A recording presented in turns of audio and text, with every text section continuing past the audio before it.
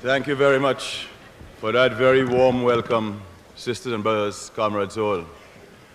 May I start off, sisters and brothers, by bringing to you warm fraternal greetings from the free people of revolutionary Grenada.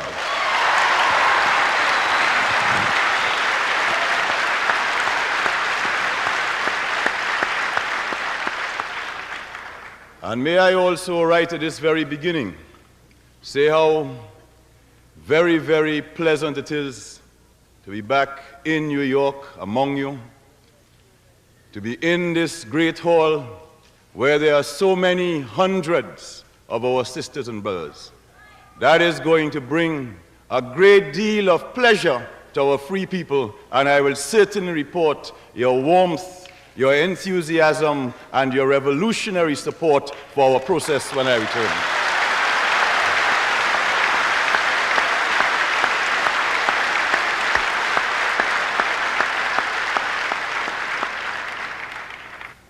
Of course, we are here among friends.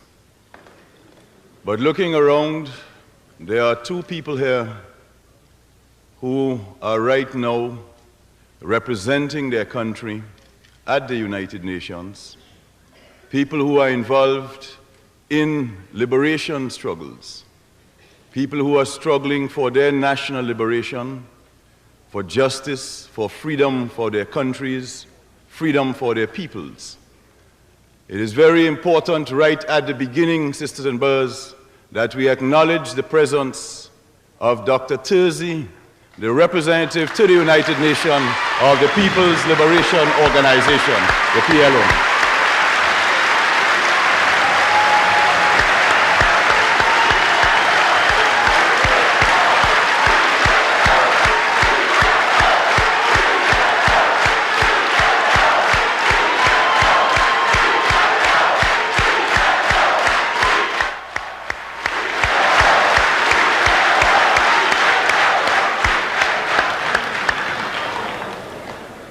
Dr. Terzi can be assured, as always, that the people of Palestine and their sole authentic representatives, the Palestinian Liberation Organization, will always have the firm support of the fraternal people of Grenada.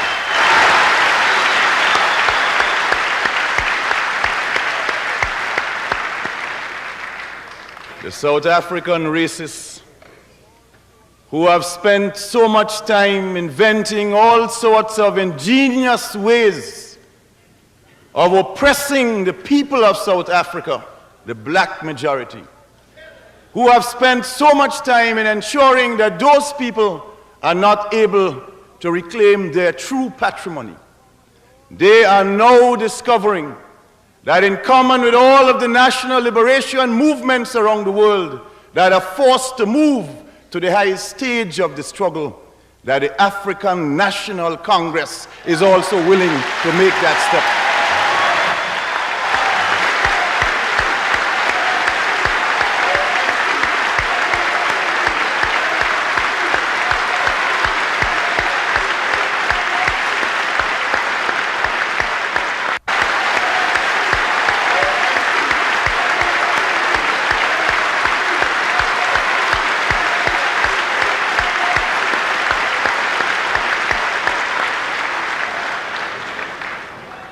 In saluting the Deputy Permanent Representative of the ANC to the United Nations, let us ask him to bring back to his people, to bring back to his organization, to bring back to Oliver Tambo, to bring back to Nelson Mandela, whose spirit is here with us.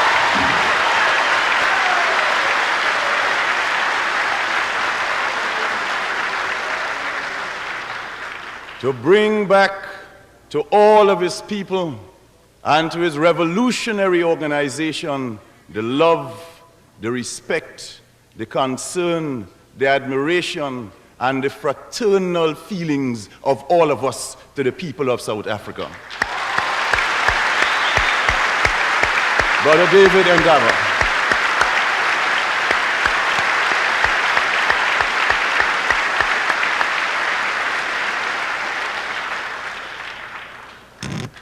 The last time I had the opportunity, sisters and brothers, comrades, of being in New York and addressing our Grenadian nationals, other people from the Caribbean and Latin America, and of course, the people of the United States in New York, was 4 years ago, as our ambassador to the United Nations has said. Since those 4 years have passed, a lot has happened in our country. A lot has happened in the world.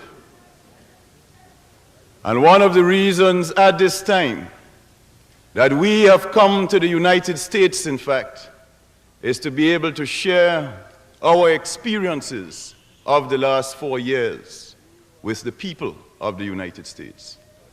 We were anxious to do this because, of course, there has been a major campaign over the last several weeks and months, starting from last year, November, with some remarks by the Vice President in Miami, continuing with more remarks from the Secretary of State, the Secretary of Defense, the Deputy Secretary of Defense, the Admiral of the Fleet, and then the President himself.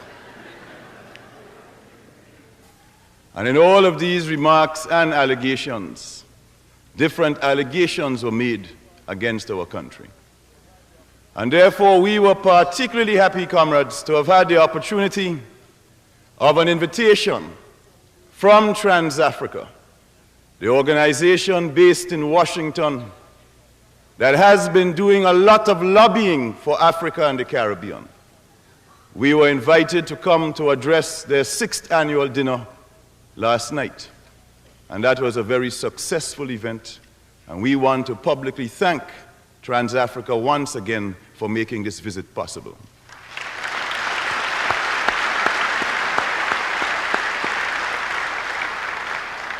The Congressional Black Caucus, too, was involved as co-sponsors of this visit, and we also want to place our appreciation on the record. Of course, we set ourselves other objectives once the visit was definitely confirmed. And these objectives included the very important objective of trying to see what we could do to deepen and strengthen the people-to-people relations which have always existed between our two countries, Grenada and the United States. At the level of the people, there has never been any problem. At the level of the people, we have always had excellent relations with the people of the United States. In fact, as you know, in some years, more American tourists come to our country than the entire population of the country. And on top of that, there is a medical school in Grenada.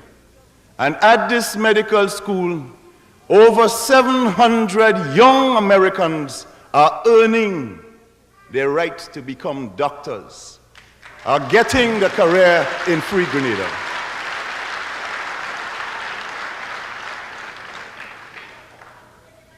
So from our point of view, clearly bad relations do not make sense. From our point of view, the need to deepen ties, the need to ensure that even more American visitors come to our country every year is a critical and burning need. And another objective was to try yet again to establish some form of official contact and official dialogue with the government of the United States. We, of course, cannot decide which government is going to be in power in the United States at any given moment in time. That is a matter for the people of the United States. And whoever happens to be in power at a particular time, we believe it is extremely important for us to maintain normal relations so that we are able to conduct proper dialogue in a civilized fashion.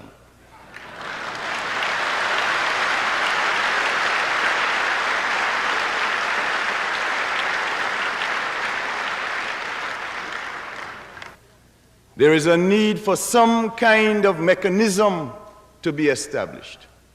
And that is why we have been struggling so hard over all of these years to try to get some of the basic norms re-established. Let us exchange ambassadors, we have said. They have rejected that. So we have no ambassador accredited to Washington because they refuse to accept the credentials of the ambassador we have suggested.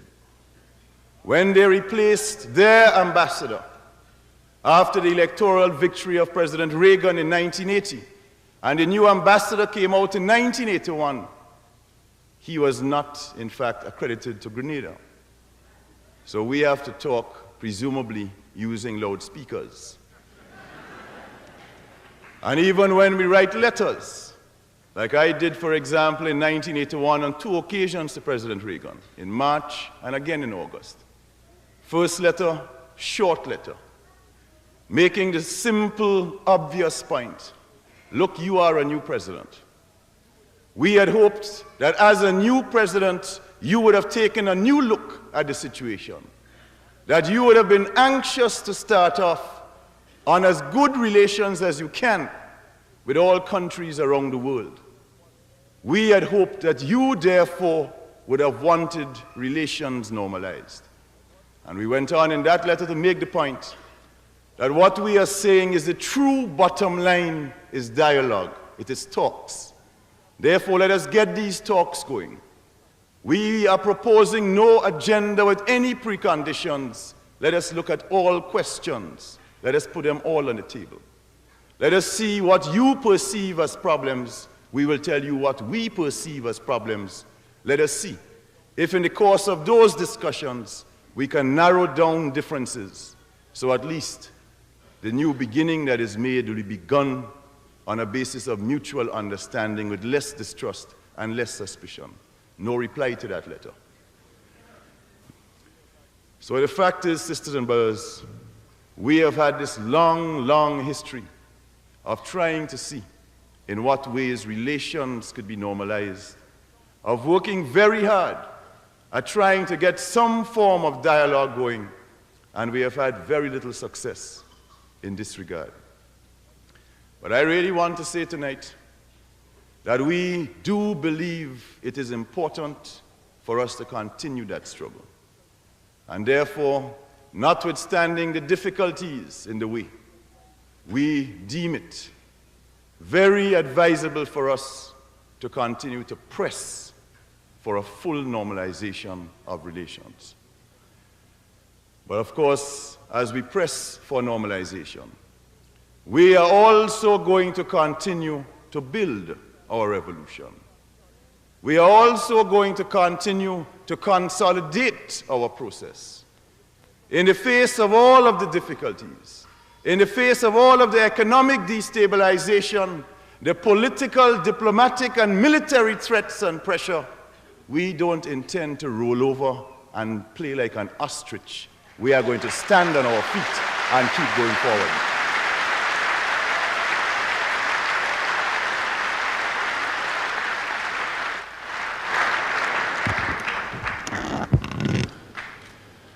And as you know, sisters and brothers, in these times, it is becoming more and more difficult for developing third world countries to go forward. Because unfortunately, our economies remain by and large dependent on and tied to the capitalist world economies. And therefore, when the capitalist world goes through their cyclical crises, one after the other, it has an immediate effect on us. As we say at home, when the capitalist world catches a cold, we catch pneumonia. And the crisis in the capitalist world has been deep. In all of the developed, industrialized countries, there is greater and greater unemployment. And as this unemployment goes deeper and deeper into the society, the people who feel it the most are the poor and working people. The massive cutbacks.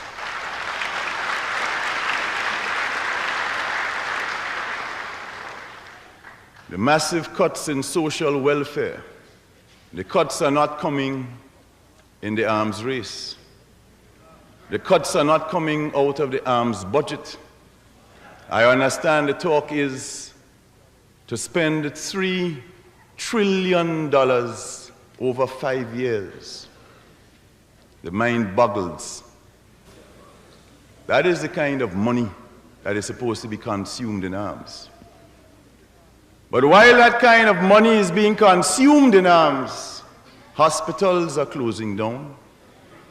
Jobs are being, more and more retrenchment is taking place.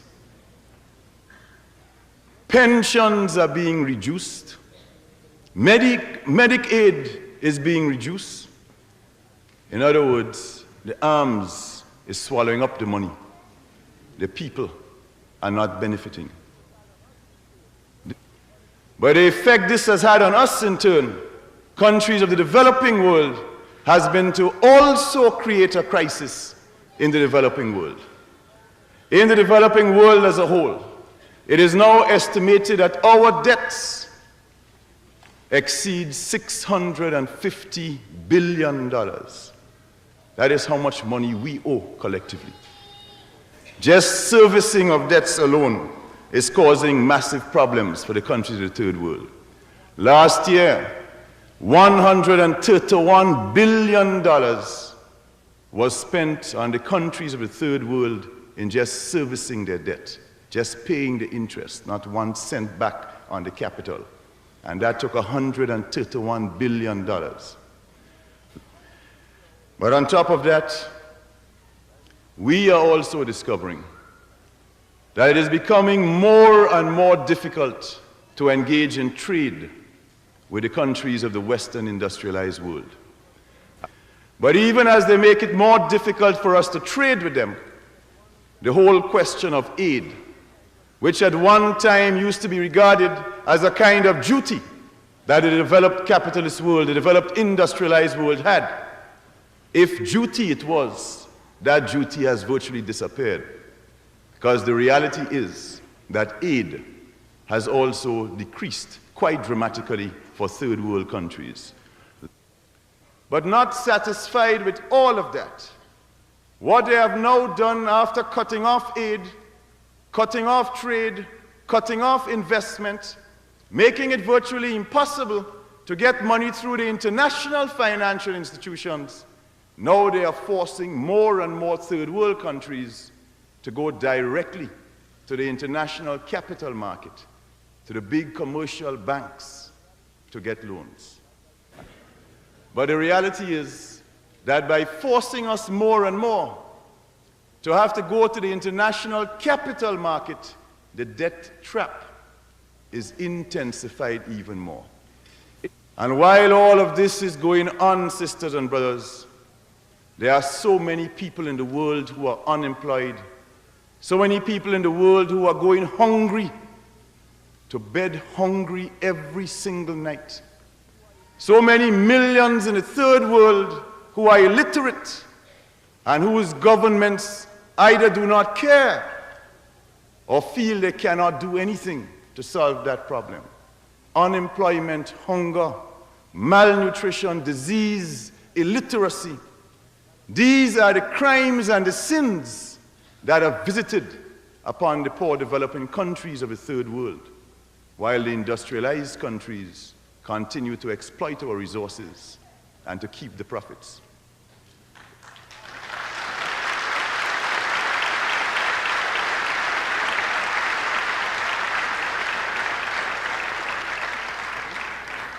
But yet, sisters and brothers, in the face of all of that, the Grenada Revolution has nonetheless continued to go forward and to make progress.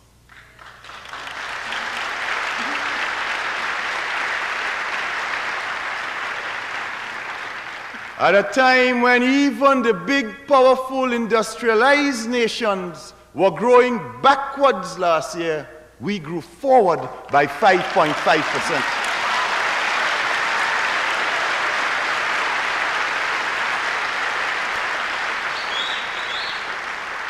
the revolution in Grenada, starting from a base from Gary of 49% unemployment, coming from that base, when we did a census last year, April 1982, the unemployment rate had dropped from 49% to down to 14.2%.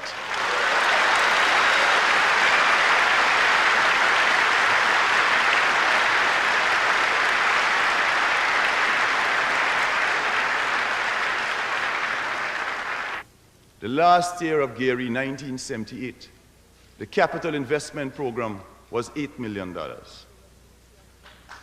The first year of the revolution, that figure was more than doubled. It went to $16 million. The second year of the revolution, it was doubled again. It went to $39.9 million. And by this time, the experts were saying that is impossible. You don't have the resources, you don't have the management, you don't have enough tractors, you don't have enough trucks, you don't have enough engineers. You can't possibly do it. You all were only lucky in 1979 when you doubled Gary own. And you're only lucky in 1980 again when you double your own. And then when we went in 1981 and we double it again, they say, well, we don't know if it's luck, but something is wrong. You all can't do that again. And then last year in 1982, it went up to over 100 million. And then we gave them the secret. We told them that in a revolution, things operate differently in the normal situation.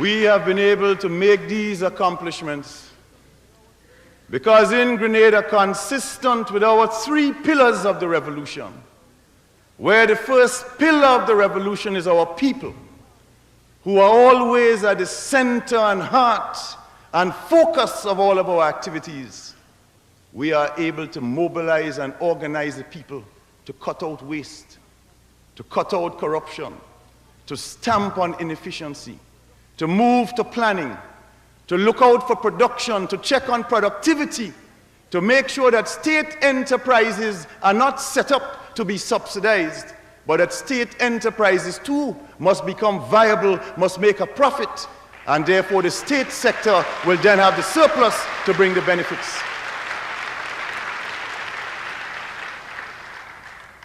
We have been able to pull our people into the whole economic process. And our people have gladly been pulled into the economic process because our people see the benefits which the revolution has brought to them. They understand that when 37 cents out of every dollar is spent on health and education, that means something. In this country, the figure is probably nearer to 10 cents on every dollar. Because today in Grenada, the money that the people of Grenada used to have to spend, for example, when they went to a doctor or a dentist, that money they no longer have to spend because they now have free health care throughout the system.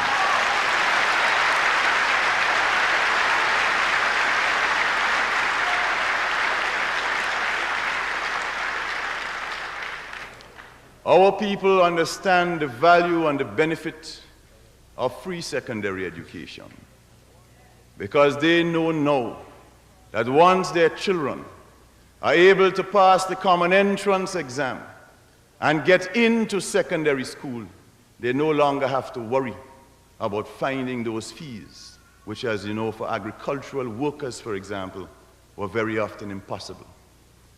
But not just free secondary education, but in effect free university education.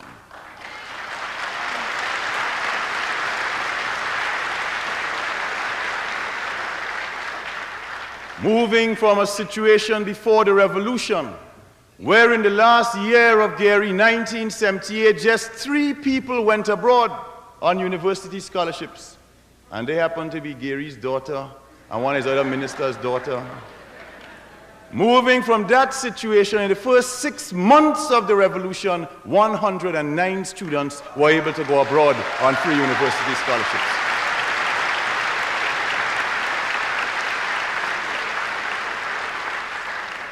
Our people are more and more getting to understand what we mean when we say that education to us is liberation.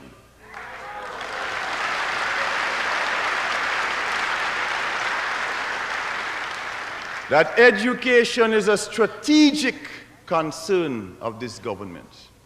That is why this year, 1982, is the year we have named the year of political and academic education, because we understand the importance of bringing education to our people.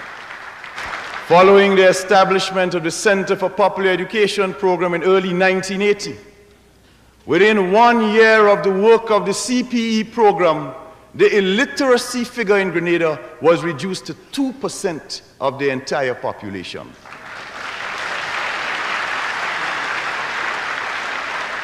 The people understand that in all areas of their basic needs, real attempts are being made to solve these problems. 2.5 million gallons more of water, pipe-borne water, are flowing into the homes of our Grenadians at this time. Before the revolution, under 30% of all homes had potable water. The people understand what it means when electrification is brought to their village. The people understand what it means when they know that by the middle of next year, we would have doubled the electricity output and capacity in our country, and therefore more people would have the possibility of electricity. Our people, therefore, sisters and brothers, have a greater and deeper understanding of what the revolution means and what it has brought to them. They certainly understand very, very clearly that when some people attack us on the ground of human rights, when some people attack us on the ground of constituting a threat to the national security of other countries, our people understand that is foolishness. They know the real reason has to do with the fact of the revolution and the benefits that the revolution are bringing to the people of our country.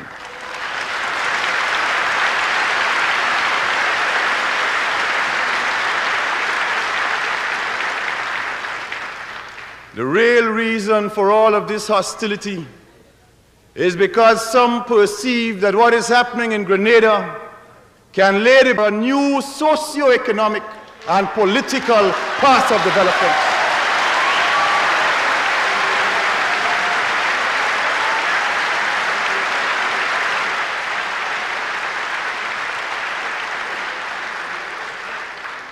They give all kinds of reasons and excuses, some of them credible, some utter rubbish.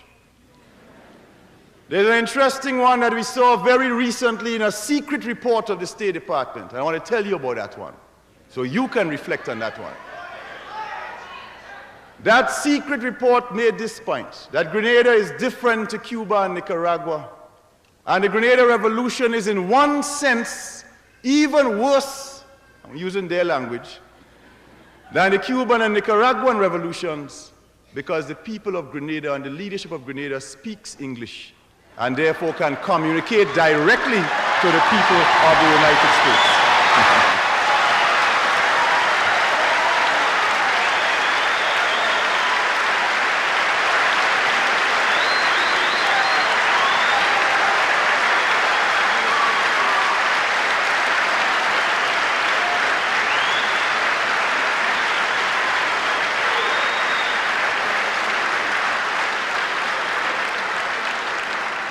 I can see from your applause, sisters and brothers, that you agree with the report. But I want to tell you what that same report also said, and said that also made us very dangerous. And that is that the people of Grenada and the leadership of Grenada are predominantly black.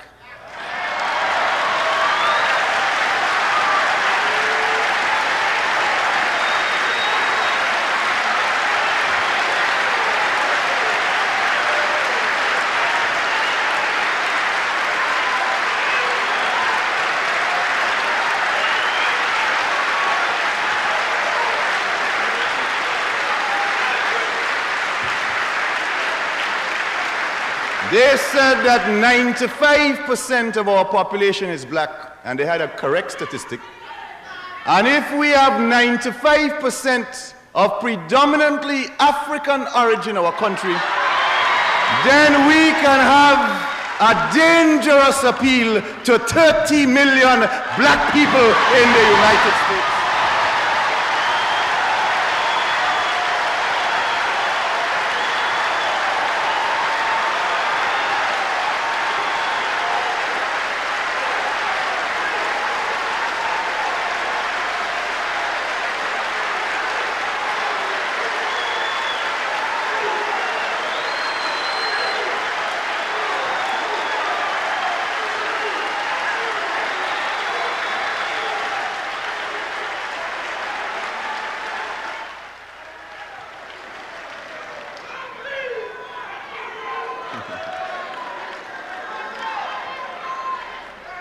Now, that aspect of the report clearly is one of the most sensible ones.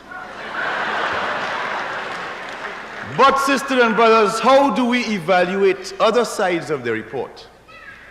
Like when they say that Grenada violates human rights. When they say to us, how come you have detainees? What about the press? What about elections?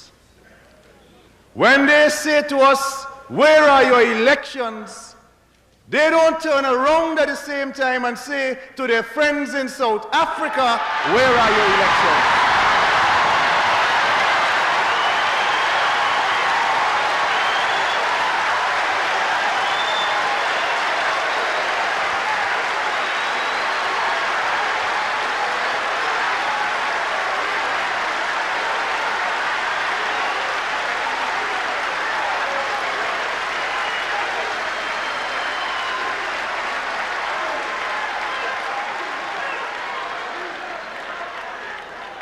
When they say to us that elections must be held, and if you don't have elections, then you can't expect support. And unless you have elections, then we can't give you the normal treatment. We say, Salvador Allende of Chile.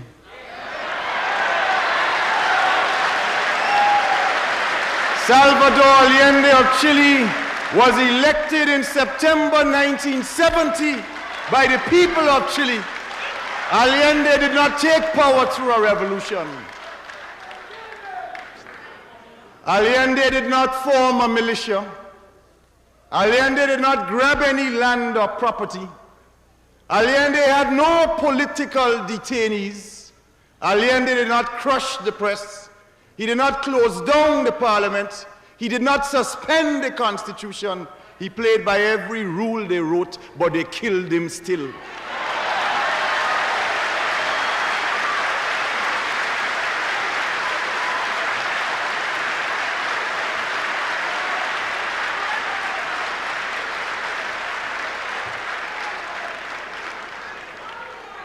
These people understand very well that a revolution means a new situation. Revolution means that the abuses and excesses of the violent, reactionary, and disruptive minority has to be crushed so that the majority interests can prevail.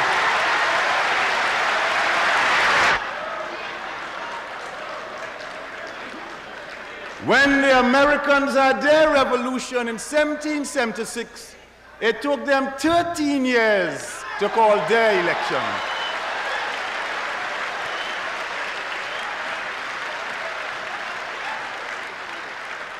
They talk about detainees, but when the American Revolution came in 1776, 600,000 people were detained in this country. 100,000 Americans in the first week of the American Revolution, 100,000 fled to Canada. Thousands were locked up without charge or trial. Hundreds were shot. And the counter-revolutionaries after the American Revolution they had no right to vote. They had no right to teach. They had no right to preach. They had no right to a job.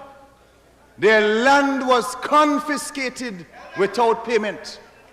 So when the falsifiers of history try to pretend that the American Revolution was a Boston Tea Party, was a very bloody Tea Party.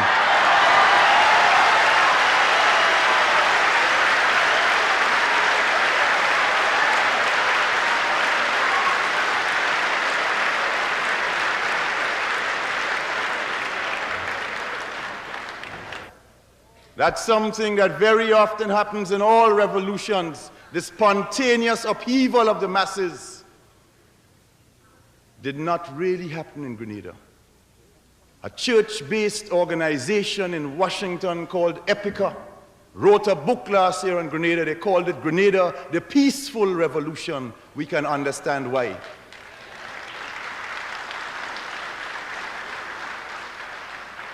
So when these elements come and make these statements, we understand only too well where they are coming from. They understand that in Grenada, no one is ever interfered with for what he says. No one is ever interfered with for what he writes. In fact, today, criticism is deeper than ever in the society in a constructive way. But our people also understand that the first law of the revolution is that a revolution must survive, must consolidate, so more benefits can come to them.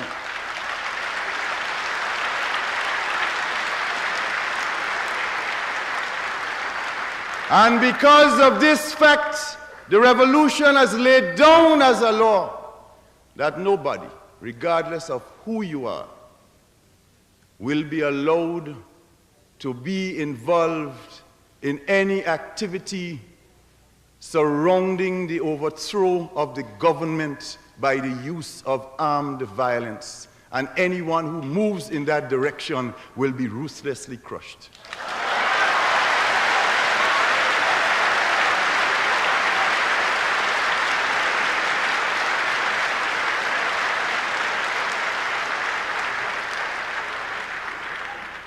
But we also feel, sisters and brothers, that the time has in fact come for us to make another step along the way towards institutionalizing the process that we have been building for 4 years. And that is why only yesterday in Grenada, the new chairman of the Constitutional Commission arrived in our capital city, St. George's, from Trinidad and Tobago, to announce the formation of the Constitutional Commission that has now undertaken the task of drafting a new constitution for our young revolution.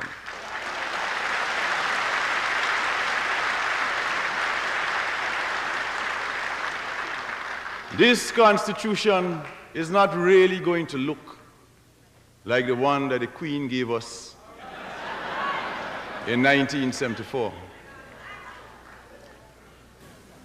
This time around, this constitution is going to come out of the bowels of our people and out of our earth.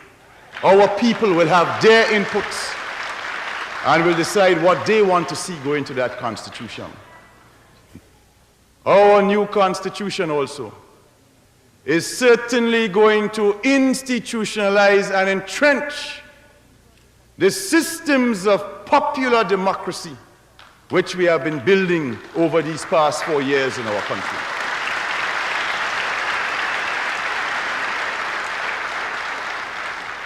Because to us, democracy is much, much more than just an election. To us, democracy is a great deal more than just the right to put an X next to Tweedledum name or Tweedledee name every 5 years.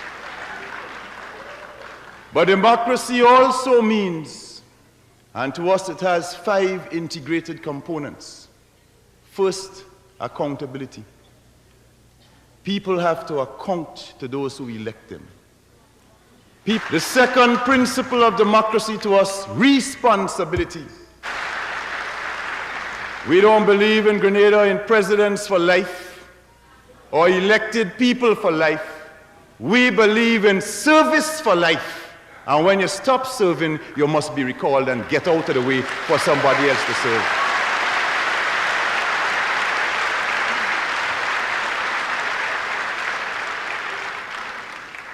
The third principle. To us, the third principle of democracy is participatory mechanisms, popular participation. If we are serious about democracy, and here I would accept the definition, the well-known definition of Abraham Lincoln. Lincoln said of democracy that it is government of, for, and by the people. I accept that. It's a good definition. But if it is government of, for, and by the people, then it cannot be just government of the people you elect.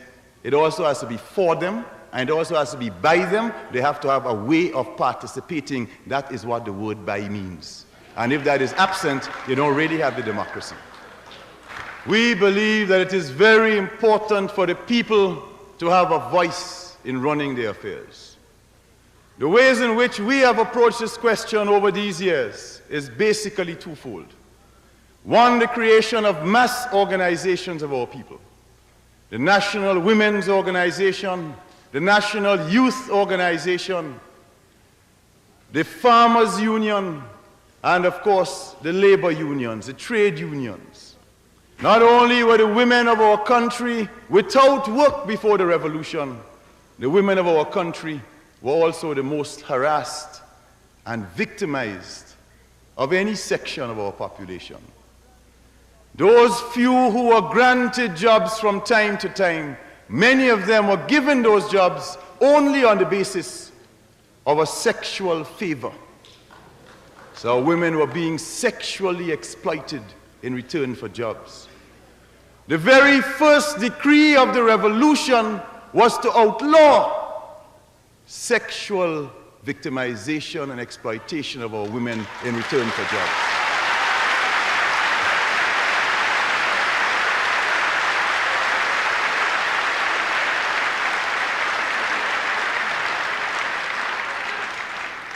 And going on from that, sisters and brothers, the revolution then passed a law applying to all workers in the public sector of equal pay for equal work for all of the women in the public sector in our country. We also then passed another law, more recently, a maternity leave law. And by this maternity leave law, every woman who is pregnant must be granted 3 months maternity leave, 2 months with full pay, 1 could be without full pay, and a guarantee of return to employment after the pregnancy.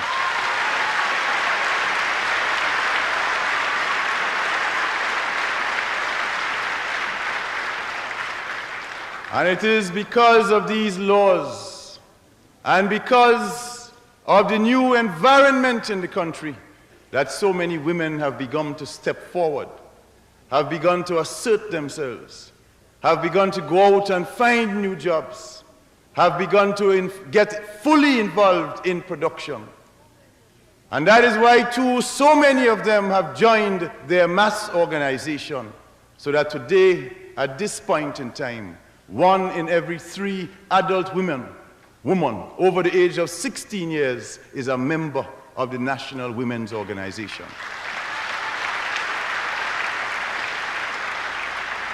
So within our mass organizations, the principle of electability is already entrenched. And for our people in general, there have been some organs of popular democracy that have been built. Zonal councils, parish councils, worker parish councils, farmer councils, where the people come together from month to month, and the usual agenda would be a report on programs taking place in the village. Then there would be a report usually by some senior member of the bureaucracy. It might be the manager of the Central Water Commission, or it might be the manager of the telephone company or the electricity company. And this senior bureaucrat has to go there and report to the people on his area of work and then be submitted to a question and answer session. So this concept of democracy and our approach to human rights is one that has stressed the solving of these problems and the involvement of our people in a participatory way from day to day and week to week. They have also raised over and over again the question of our relations with Cuba as a second one of these red herrings they throw up. We say, first of all, that yes, we have warm fraternal relations with the government and people of Cuba. That is true.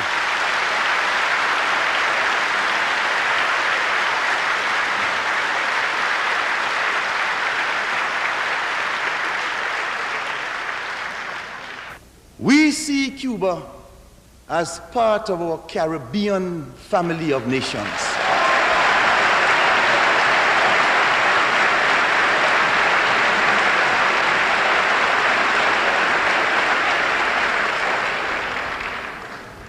One of the greatest curses of colonialism was that they divided the region according to different metropolitan centers.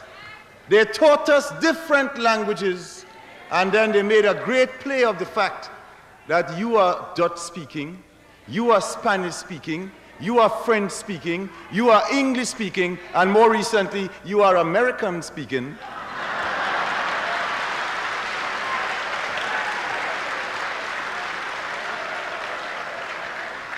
And based on this linguistic nonsense, they taught us to hate each other. But the fact of the matter is that they come down, they tell us if you're speaking Dutch, you're the best. If it's English, you're the best. French is the best. Spanish is the best. American is the best.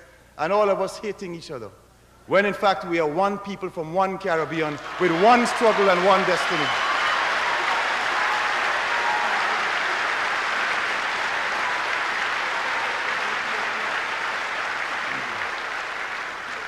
We see it, therefore, as one of our historic duties and responsibilities to pull down these artificial barriers of colonialism and to develop that oneness and that unity that we nearly lost.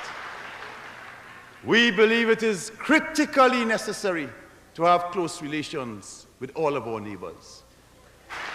But there is also a third reason that we will always have relations, warm, fraternal, close relations with the people of the government of Cuba. And that is our admiration and our respect for the internationalism and the achievements of the Cuban people.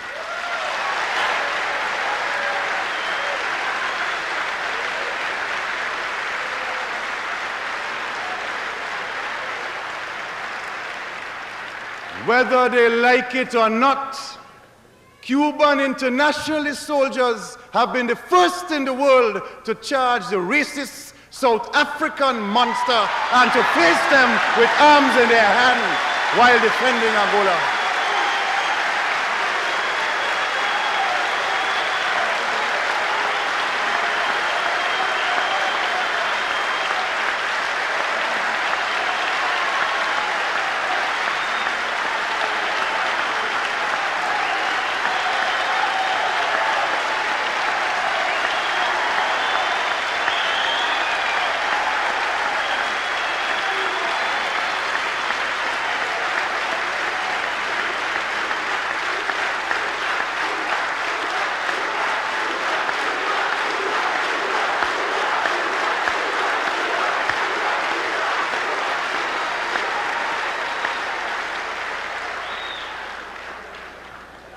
If there were no Cuban internationalist troops in Angola, how long ago would a South African apartheid monster have overrun Angola with the assistance of several Western powers?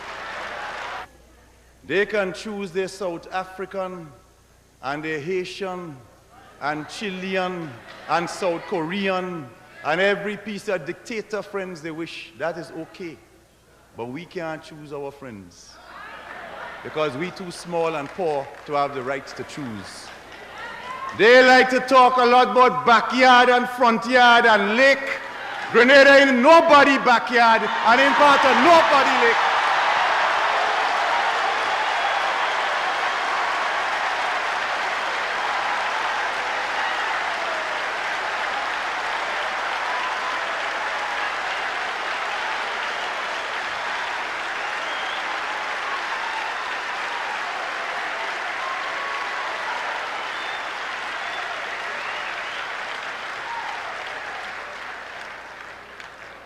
The more desperate that imperialism gets, the more it comes up with the most vulgar and hostile measures to try to keep the poor, oppressed people of the world who are trying to win their national liberation and to build their own future down. Think of Nicaragua. Nicaragua, a country invaded over the years 2-3 times in this century by the United States. Nicaragua, a country that has been under the brutal heel of the Somozas for over 45 years. Nicaragua, a country that, just like the Americans 200 years ago, finally resorted to their supreme right to overthrow their repressors and murderers and to take their destiny into their own hands.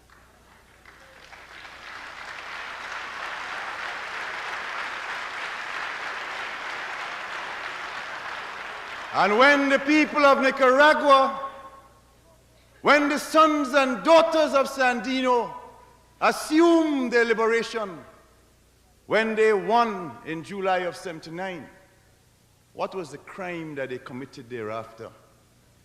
Their crime was to be bold and mannish and fresh enough to say that their resources belong to them, to say that they want to build their country in their own way, to say that they want to choose their own friends, to say that they are going to build their country after their own image and likeness and not after the image and likeness of somebody else.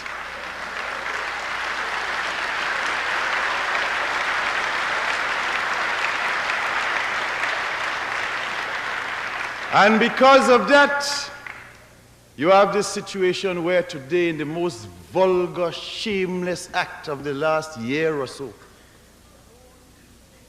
can only pale into comparison when you put it against what is happening in El Salvador, or when you place it against what happened in the middle of last year in Lebanon, when the Palestinian people were slaughtered.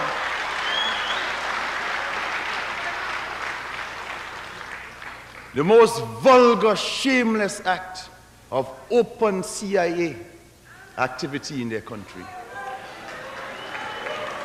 The most open, vulgar, shameless act of even admitting that not only will they resort to covert actions, but if necessary, they will publicly back overt action against the Nicaraguans. The shamelessness of it is really extraordinary. And perhaps the only good thing that has come out of this recent episode, sisters and brothers, is the fact that for the first time in a long time, the people of Latin America themselves have tried to find a solution to the problem. That has been the historic meaning of the get-together of Venezuela, Colombia, Mexico, and Panama on Contadora to launch the Contadora Initiative. Because what this Contadora Initiative is all about is really extremely important for us. It says, first of all, that we, the people of Latin America and the Caribbean, will try to solve our problems ourselves.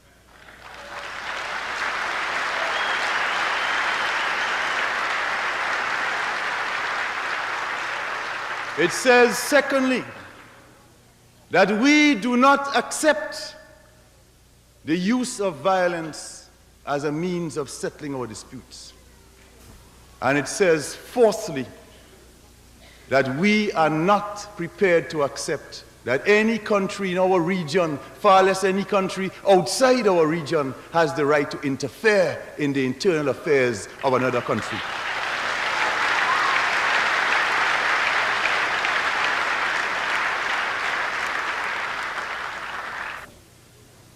But these people have also thrown out another allegation against Grenada.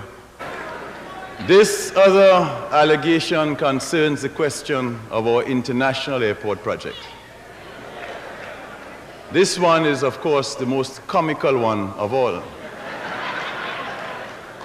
According to the formulators of this famous theory, Grenada's international airport is now going to become a military base and will now become a strategic jump-off point from where we can launch an attack on the great, big, powerful, mighty United States.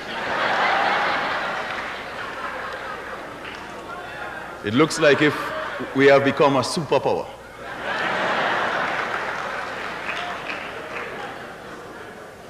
But the reality of the airport, of course, is well known to all those who make those statements. This airport is an ancient dream of the people of our country.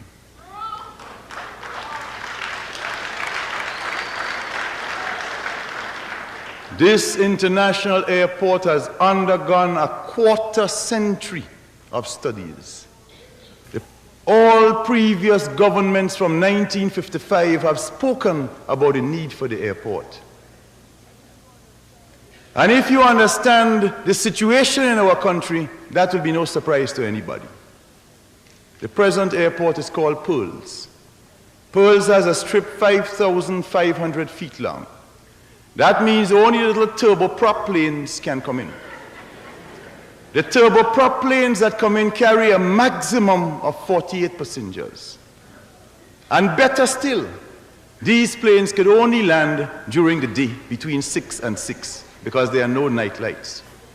The question of the length of the strip, the basis on which we had to make a strip of 9,000 feet is because all of the manuals that were done by European and American companies. I can think of McDonnell Douglas, people who do the DC-8 and so on.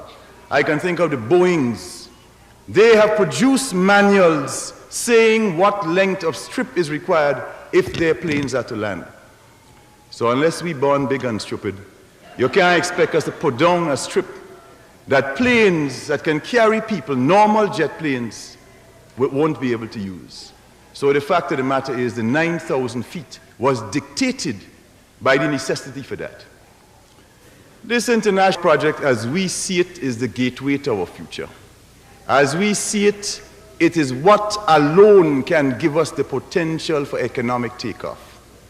As we see it, can help us to develop the tourist industry more, can help us to develop our agro-industries more, can help us to export our fresh fruits and vegetables better. That is why we have made an exception this year. Usually every year at the end of December, we announce what the next year will be called. You know, a year of education and production or whatever it is.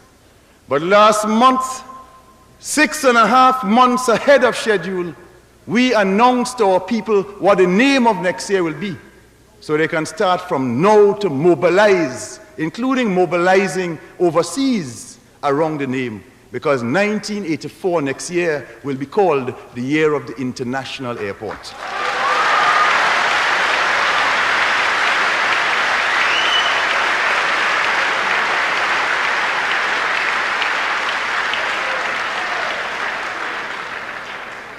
And the fact of the matter is, next year is also significant for us because on the 13th of March, 1984, it will be the 5th anniversary of the revolution.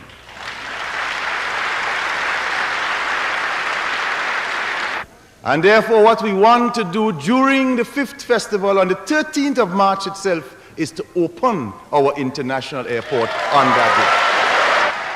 Long live the people of free Grenada. Long live the workers, farmers, youth, and women of free Grenada. Long live the people of the United States. Long live Grenada-US relations and friendship. Long live the people of Cuba and Nicaragua. Long live the people of Angola and Mozambique. Long live the people of Palestine. Workers and farmers began to take in hand the governing of their country, Grenada, develop its economy, and combat the effects of imperialist exploitation and racist oppression. This all came to an end in 1983 with the American invasion.